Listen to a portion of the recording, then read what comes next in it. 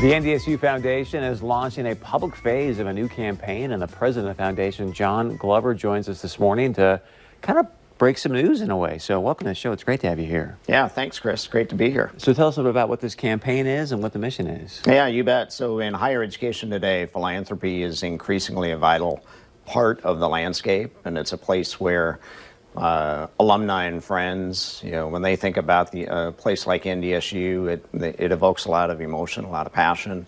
A lot of people feel like it's a place where it helped them get their start. And over the course of time, they want to give back and help the next generation of students and leaders. And so campaigns like this are important to be able to help move the university to another level. And next week, on Thursday, October 10th, we will publicly launch a new comprehensive campaign for NDSU.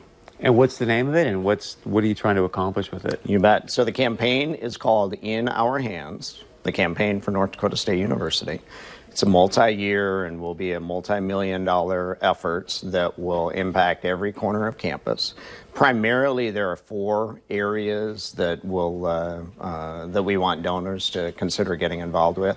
One, supporting our students through scholarships. The second is supporting our students through investments with our faculty. So faculty, teach and they do research and they impact our students, and so we want the very, very best faculty we can. Facilities are an important part of the university, of course, as well, and things like Aldeveron Tower, which has been a project that's been all privately funded, and this is a part of the campaign, as well as other projects, including things for athletics and other areas. So facilities are an important part, and then what we would call programmatic support. So recently, last spring, we announced the establishment of the Sheila and Robert Challey Institute for Global Innovation and Growth. And so that's an example of how philanthropy is taking our programs that we offer to our students and our research to another level.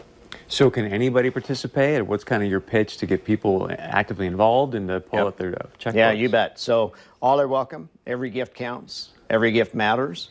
And to every corner of campus.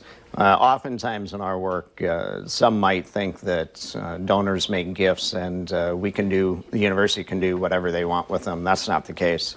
99% of the gifts that we receive or that we work with donors on in making are designated for specific areas that they want to affect and impact. And so it all begins with a conversation. And as we go into the public phase of this campaign, we want to encourage as many people as possible and businesses and charitable foundations to get involved. And let's have a conversation about how you can help lift up NDSU, Fargo, North Dakota, and the world. Why'd you choose In Our Hands?